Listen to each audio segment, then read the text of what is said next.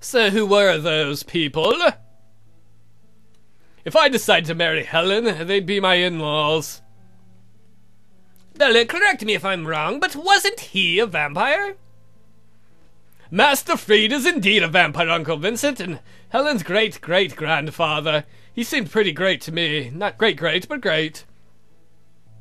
I can't decide if I should be impressed or terrified. I'm on the toilet. Neither can I, Uncle Peter. Neither can I. I think you should marry Miss Helen. After all, you deserve a little marital happiness, too. Uncle Vincent, a chill just went up my spine. Who did it? Oh, don't mind that. It was probably just your instinct for self-preservation. Oh, you smelled my poops. Uncle Peter, I think you should know that you just frightened the living hell out of me. Uncle Peter grinned. Good! Uncle Peter's a little odd. Oh, a little later. I'm amazed. If any of you have sat through all this, thank you. I can't believe how long this got. Can't see, can't read a damn novel, can't work on my business reports. Bored, boardy, board. I didn't know that was going to come next to the thing. I was just fucking around. I like the writer. She shares a similar sense of humor. Astronomically bored. The size of Jupiter bored. Maybe I should just go downstairs and take a nap. Ring-a-ding. Bella rolled his eyes. Oh, what a big surprise. The instant I figured to take a nap, something needs my attention immediately. I don't think it's going to be good for Helen to marry him, because all he does is bitch. I swear, it's like a curse. Hello, Blasko here. Oh, Bella, I actually caught you. Oh, hello, Helen. Crap, I was supposed to call her, wasn't I? Date etiquette and all that. Oh, I forgot. Oh, I didn't think about that. It's been so long since I've gone on a date. My apologies for not calling. It's okay. It's fine. Your Uncle Vincent said that you had some surprise guests, so you couldn't come to the phone. Oh, you called earlier? Uncle Vincent, why didn't you say anything? Oh dear, I guess he must have forgotten. Well, Uncle Vincent can be a bit forgetful and petty at times. Well, I called because I wanted to know if you had time to stop by. My friend, Fat Franny Fatass, would like to meet you. Oh, you have a friend with you? Yes, remember the friend that was supposed to come to my party? It was Franny. She dropped by yesterday afternoon. Oh, that must have been that. Not Helen Blonde Girl I manfully resisted. I like to manfully resist things. I'd love to stop by, but I'm having a bit of a problem with my condition. Vampirism and sunlight do not mix. I hope it's not serious. Just annoying, and not to worry, Helen. It's nothing a couple days rest, the doc, won't fix. And there's something I'd like to discuss with you, if I may. Oh my, this sounds serious. I've only went on 2 dates, and her family already wants me to marry her. It's not all that serious. Well, just a hobby of mine. I thought I should share with you. For some reason, Colin and his project suddenly coming into mind. It's not a science project, is it? No, not at all. It's just I collect certain things. I hope it's not my dick. Suddenly Dwight's collection comes to mind. It doesn't involve corpses? No, never mind. So you're a collector of memorabilia? Yes, but of a certain kind. She's being awfully mysterious. And you'd like to discuss this hobby in person? Pretty please. I'd really like Franny to meet you too. She's beginning to think you're a figment of my imagination. Oh, really? Yes, because I told her about you. It just seems to be a little too good true. Her voice dropped to a whisper. Personally, I think she's just jealous. A voice from the background sounded, I heard that, miss! I'm a dating accountant, and you're not! Franny, please. Bella laughed. Ha ha ha! Will the evening 2 days from now be alright? Say 8 p.m. 8 p.m. 2 days from now? Yes, I'm writing it down. Oh, and bring your car. I want Franny to see it. Gold digger. Your wish is my command, Helen, dearest. Wonderful. 2 days, don't forget. If something should suddenly come up to make me late, I will definitely call. I have a better idea. Don't let anything come up. Bella smiled. I shall set you at the very top of my to-do list. Oh, marked priority, I promise. Good. See you in 2 days. 2 days. Good night, Helen, dear. Good night, dear Bella. I thought this was going to be over by now. I'm not knocking it. I apologize a little longer. I don't care. I'm seeking my bed or a box right now. Whatever comes up can wait 2 fucking days. Damn it. And my eyes better damn well be fixed by then. Snoozles. Vampire snoozles. 2 nights later. Bats. Bats. Please, eyes. Please, please, please work properly. Okay, I can see in the dark again, but why can't I make out any details? Crap! Motherfucking bitch. Colin! North Tower. Oh, I forgot Colin's voice. The good news, Count, is that your retinas have healed a great deal. The rods that perceive light and darkness appear to have recovered fully. The not so good news is that the damage done to your cornea needs 1 more day. The not so bad news is that you no longer need to rest in complete darkness. It's just a little blurry. I can see fine at a distance. I just can't focus on anything up close. Ordinarily, reading glasses should fix that at least until your eyes finish healing. Bela took a deep breath to gather his patience. Colin, are you suggesting that I mesmerize while wearing glasses? I'll look like a tool! The scientist took an equally deep breath to quite obviously gather his own patience. I'm suggesting reading glasses to read, not mesmerize, Count. Bela scowled in frustration. So how am I supposed to mesmerize? The scientist lifted one brow.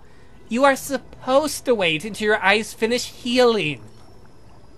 This is unbelievably frustrating. The young scientist looked away with a near identical scowl. To say the least. Bela worried at his bottom lip. How am I supposed to eat? I can't even draw blood from my uncle's wrists without putting them under to block out the pain. I just don't understand why it's taking my eyes so long to heal. I've recovered from far more extensive damage far quicker than this. The eye is one of the most delicate parts of the body. In a normal human, such damage would not heal. Bela released a sigh. I know, I do, but, I meant to tell you earlier, but from the damage I originally observed 2 days ago, you should have been utterly blind, yet you can still see somewhat. What? My guess is that your other senses were filling in that information, for lack of a better term, in a way that you perceived it as being a vision, when in fact you were blind. If you look at it this way, your eyes have recovered far more than you think, because today you're in fact seeing with your eyes when 2 days ago you weren't. That does not put things into perspective. Wait, no, that does put things into perspective. I got confused. Count Blasko, do you know what it is that you actually do when you mesmerize? Bela frowned and thought, I've been told that there's some sort of light or luminescence deep within my eyes that holds the attention while I sort of push their consciousness. I believe Freud calls it to the side. That's when I imprint my commands. When I release them, the consciousness literally slips back into place, burying the command beneath it.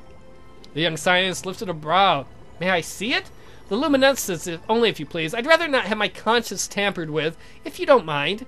Is it possible that you might be able to still mesmerize if that part of your eye is intact? Oh, most certainly. Bela focused as much as he was able to on the young scientist's eyes. Vampire hypnosis on! Colin frowned in concentration. I can't see some form of green-gold luminescence, very deep in the back of your eyes. Rather like the way a cat's eyes reflect light, it appears to be part of the function of your retinas. However, it's very dim. Bela cut his ability off. Pain stabbed through his temples. He winced. Oh, headache! The young scientist nodded. This would explain why you have more than merely cones and rods in there. In simple English, if you please. Within the eye are small structures to perceive light, rods and cones. You have predominantly rods, which allows you to see in near absolute darkness. However, this decreased number of cones in comparison to the average human eye means that your ability to see color is far more limited than mine. You do not appear to be colorblind, but the colors you see are muted except for the color red. Bela nodded. I can even see the smallest traces of red, and if it's blood, it appears brighter red than any other. Colin nodded. That would be your other senses, those tied to your predatory instincts, adding to your perception, letting you know the difference between, say, a red beam and a drop of blood. Isn't it kind of late for exposition? However, during my examination, I noticed what appears to be spheres scattered amongst the rod and cones. My guess is that these spheres are what generate the luminescence that allows you to mesmerize. Oh, I see. Being as they are a part of your retinas, they are quite obviously damaged as well. The young scientist frowns. I'm astonished that you somehow knew you couldn't mesmerize. Your instincts, perhaps? Bella looked awful briefly. They can be rather strong, especially when I'm hungry. Well, they are present and do appear to be recovering. However, you are correct in that they are not functioning at full capacity just yet. You need to give yourself some more time. But I got a motherfucking date! I didn't want to mention this, as I consider it bad taste to discuss this and all, but without my ability to mesmerize, I cannot feed. I took a deep breath. In for a penny, in for a pound. I use mesmerism primarily to hold my prey still and passive so I can cause the least amount of damage. If they move suddenly, it's all too easy to sever arteries rather than merely pierce and kill them by accident. The scientist blinked. Oh, I didn't think of that. He tilted his head to the side. How much do you need? What? You seem particularly frustrated by your loss of your ability, assuming that you're hungry. Bella looked away in embarrassment. You assume correctly. Well, I happen to have a few pints of blood on hand. It's not warm, though. I keep it refrigerated. I use it for my work. He has blood on hand? Bella's heart rate abruptly quickened. How fresh is it? When was it drawn? I don't actually need the blood itself. I need what's in it, the soul. It tends to evaporate after 2 days. Helen frowned. The freshest would be yesterday's sample. Just so you know, my sister and I draw a pint each other day. You wouldn't believe how much blood we use. Anyway, how much do you need? Bella found himself licking his lips. I only need 1 pint every 3 days. It saves me so much time. The young scientist blinked. That's all? Bella rolled his eyes. Why does everybody keep saying that? I'm not that fat. While the human body normally consumes much more to maintain itself, it's illogical that someone so much stronger and vital than the average human should need such a small amount. Bella debated whether to tell young scientist about his less than physical body and decided against it. The young man was already far too curious about him. Anyway, I need 1 pint of your freshest, if you please. Colin nodded. I'll be right back. Thanks, Colin. I hope enlisting his assistance wasn't a mistake. Colin set 2 bags before Bella. You may have either or both. Bella immediately grabbed one of the brighter of the bags. The soft plastic was cold to the touch. However, you could tell it was a little lacking in what he needed. Glug, glug, glug. Amazing. You know on site which was taken yesterday and which was taken 3 days ago. Bella shrugged. I may need another. What I actually need has dissipated some. I only got a tiny bit of soul. I need a soul, man. The young scientist blinked. Is it something you can see or something you can feel?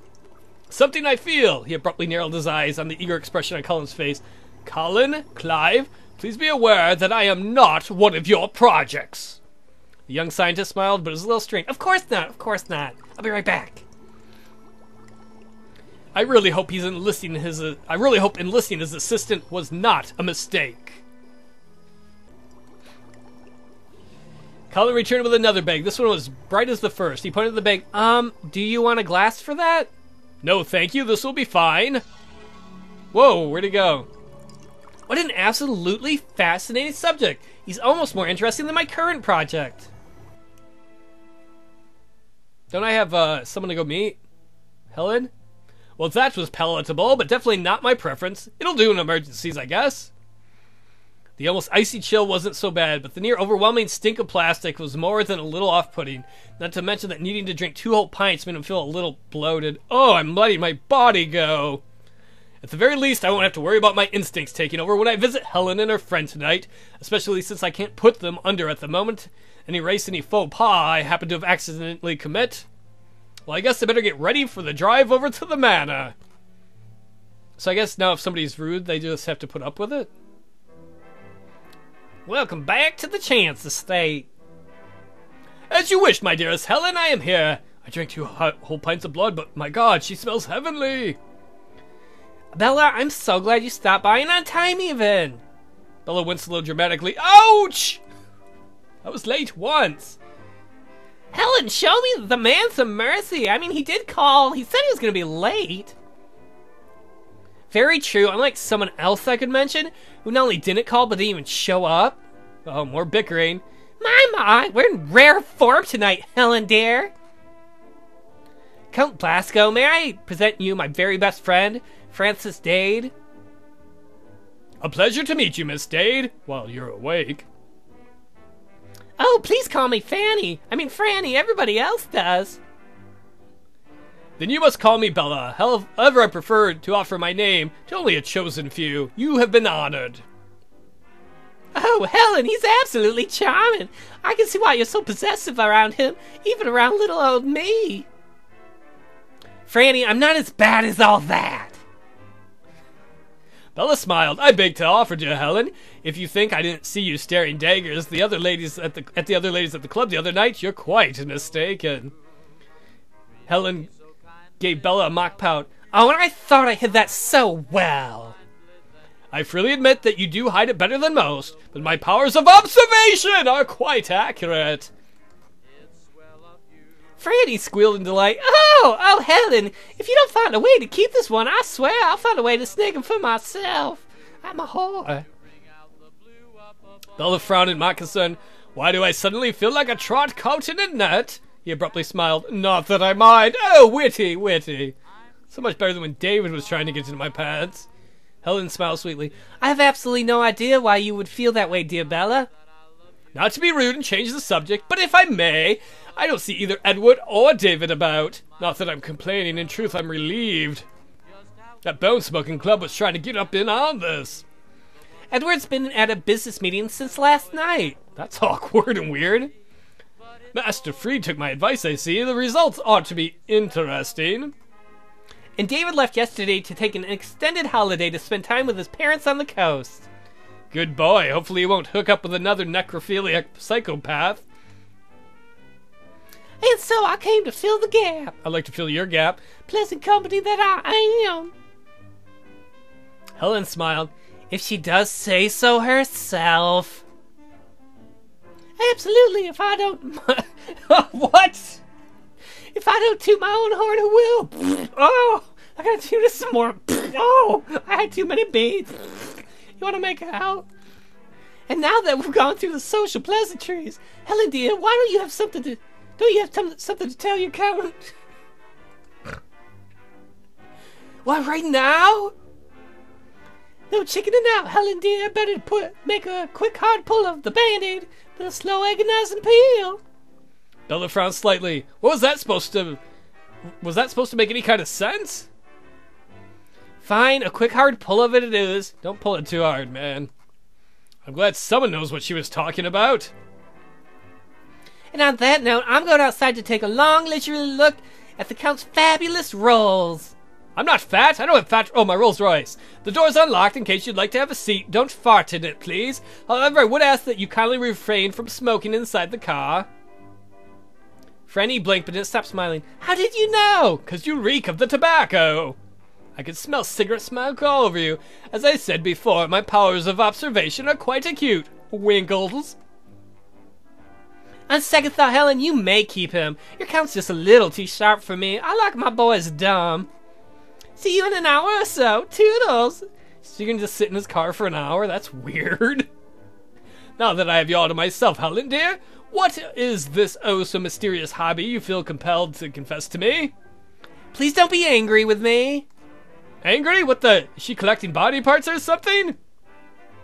I'm something of a fan of Dracula. I collect movie posters, signed photos of actors, sometimes other things. Bram Stoker has many fans of this work. Far too many for my personal comfort, but why would I be angry over that? Well, when David brought up the subject, you became so angry. Helen, I became angry because he asked if I was a vampire, simply because of my rank in native country. Oh, then you really don't mind? I have quite a large collection of memorabilia. Do you intend to sneak into my house with the intent to stake me through the heart? I ask for reasons. Goodness, no! Then I cannot see a problem with you being a fan of a certain fantasy novel. Do people really try and stake you? You'd be surprised at how many people here in my country of origin, paired with my rank, and make snap judgments. Not that they're actually wrong, but they're going on the assumption of something stupid. A fiction novel, not their own instincts for survival, which would be telling them that pissing me off is a very unhealthy idea. How simply unfair. And now, dear Helen, it is my turn to confess something important. It is now my turn to confess something important to me as well. Oh, do you have a hobby? Bella blinked. Does spellcasting count as a hobby? I don't know. It seems that I may be falling quite hopelessly in love with you. Oh. My goodness, and I thought I was the only one in love. You are? And who is this insufferably lucky man? If it's not me, I'm going to rip his dick off and beat him with it. I shall challenge him to pistols at dawn at once! Slightly jealous. She laughed. Now you're just being silly. I would like to know if you might consider being my girlfriend with the intent of engagement and eventually becoming my wife, Countess Blasko. That nerd talk, that's how I talk when I date people, sadly. Would you maybe like to consider being my girlfriend at some later date? However, before you make your final decision, there are a few things you'll need to know, and they are what I am here to confess. Oh? I am incapable of fathering children. I shoot blanks. Oh, my dearest Bella, how terrible. However, being the head of the entire Blasko line, I am the godfather to an extremely large and varied family that tend to stay with me throughout the year. Not just my uncles and cousins, currently staying with me, but nieces, nephews, and many, many more cousins of a wide variety of ages, from infants to rather extremely elderly morons. As my countess, you would be the godmother of them all and put up with their moronic ways. Just how big is your family? Honestly, they number in the hundreds, and they live all over the world. My house is a shelter to them, to a large and unextended family. And this many people live in my house, right? And nobody can clean the house. If you see my house, none of them clean. They just sit around and get drunk or shit or play on the organ. I mean, sometimes I play with my organ, but that's something different. All of a sudden, I see why you keep such a large house. Also, my immediate family line is that of sorcerers. Okay, this got weird. All three of my uncles are sorcerers, and my mother was a gifted sorceress who lived quite a few hundred years before she chose to enter time with her last mortal husband. Aw, he's a romantic. Does that mean you're a sorcerer too? It does. My house is quite riddled with spells and enchantment. For example, would you believe that the spider webs act as telephone lines and my cousins shoot them out of their asses through each of the corner of the house? When only need call out to the person you wish to speak to you, and they'll hear you. There's no privacy, really, none. Well, that certainly does explain their prevalence. Well, that, and it's quite difficult to find cleaning staff who will tackle spider webs that came out of some lady's asshole. You know? You have a valid point there. You also need to know that almost all of my extended family are something other than human. My three cousins, for example, are spider women, which is why there are large spider webs in my house.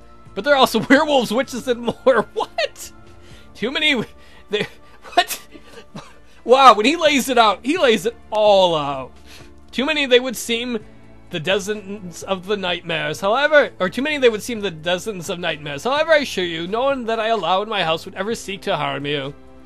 So you're saying that the creatures of myth and legend really do exist?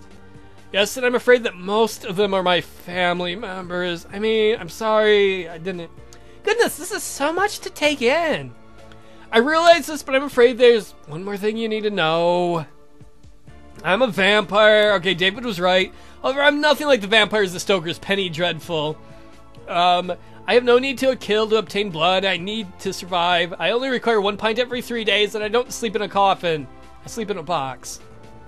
Even if the box I sleep in is very like one. He blew out a small breath. Looks like I'm going to have to move with a bed into my chamber after all. Uncle Vincent will be smug for at least a full month. Wow. If I was here, I'd be like, bullshit. Bella, you're vampires? Seriously? Very much so. I might have drank your blood the other night without asking. I've lived three human generations already. And will live for many more. And you will live for many more as my wife. I would expect you to live just as long as I. Does this mean I would have to become a vampire too? Not at all! I would never ask you or anyone to give up their sunlight or taste of food. I assure you it is quite possible to extend your life almost indefinitely with my sorcery my family is capable of. My uncles, for example, are all each over 3 centuries old without being vampires. It sounds so very fantastic! I realize that. Believe me, and you should decide what you want to do to become... And you should decide that you want to become my wife. I would not expect you to accept it all without first... introducing you to my family and show you the full extent of my house so that you can see for yourself how truthful I am being. And if I decide not to be your wife? Bella's heart gave a very hard lurch. Then I would have to erase myself and everything you know about me and my family from your memories. It'd be as if we never met. You can do that?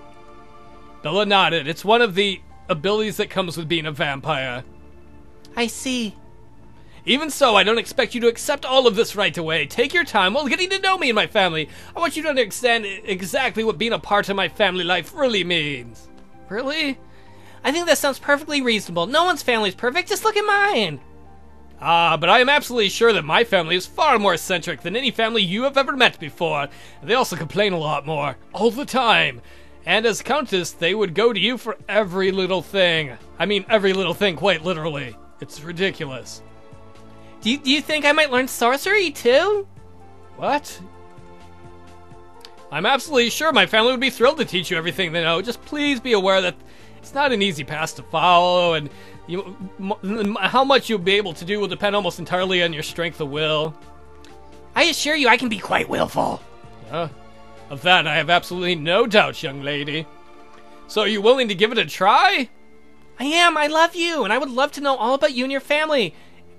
And the frightening and the ordinary.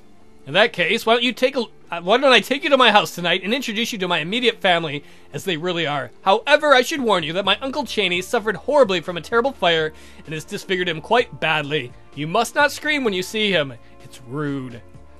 If you describe what to expect in as much detail as possible, I'm sure I can handle it. And even smile. It's surprises I have difficulty with. Sentences I have difficulty with.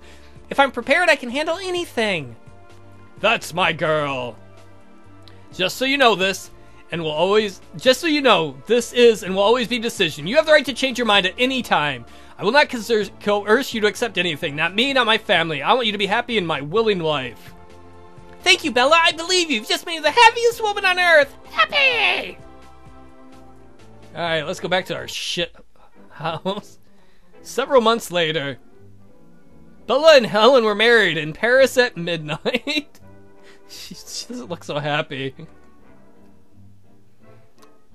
Is that the Titanic? They took a long leisurely honeymoon, sleeping all day and dancing all night, all the way to New York. They then spent several weeks at the coastal manor of Helen's great-great-grandparents. And after that, Bella carried his new countess across the threshold into his home. Huh? You don't need to carry me the entire way, Bella. I can walk, you know? It's dark down here, but not that dark. She's gonna change you, man. Oh, so your sorcery lessons are going well, I take it? Very well. And one of the first things I learned was how to see in darkness. Such a clever girl. You're going to make an excellent countess. Does this mean you're going to put me down now?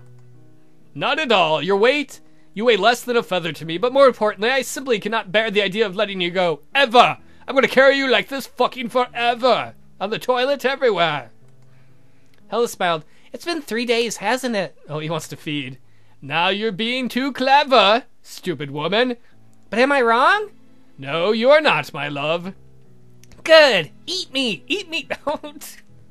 You like it when I bite you? Vanna Dracula, remember? I adore when you bite me. Oh, then perhaps I should bite you more often, Perhaps you should? However, once Bella reached his underground chamber, he discovered that his uncles and cousins had been very busy redecorating.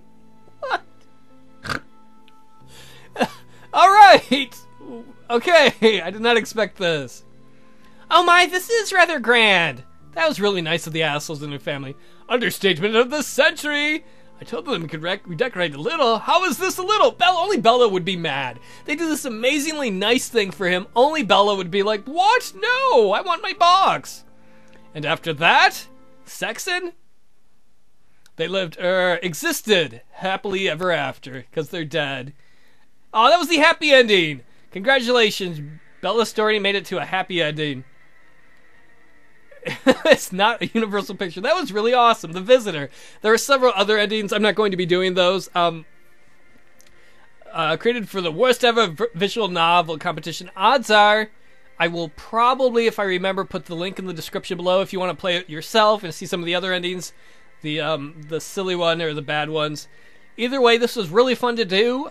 Thanks to the creator who made the game. And thanks for any of you who sat through it. It was a lot longer than when I first started this, I didn't realize it was going to be this long. Aw! It's in loving memory for Bela Lugosi. I like that if you paid money for this, you're an idiot. Seriously. Thanks for watching, everybody. Take it easy. Blah!